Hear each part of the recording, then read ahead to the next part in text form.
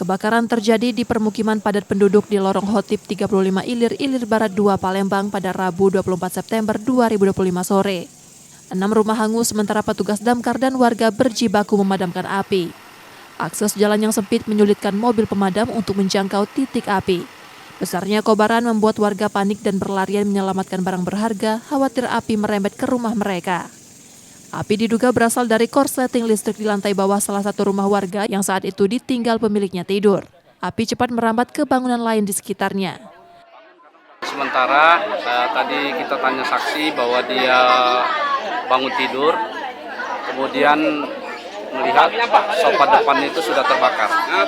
Jadi ada kemungkinan apakah ngecas api, apakah dari listrik, masih kita dalami. Total yang terbakar berapa rumah kalau sementara ini? Sementara ini kira-kira 6 rumah. Kayu atau ada teman yang kebetulan tadi api sangat besar karena angin juga, karena di pinggir sungai mungkin ya. Cuaca panas, kemudian angin besar, kemudian rumah-rumah sini padat dari kayu, jadi banyak cepat terbakar. Tidak ada korban jiwa dalam peristiwa ini.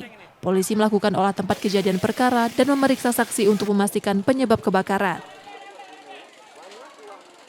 Reski Oktora, Muklas Diferensial, Kompas TV, Palembang, Sumatera Selatan.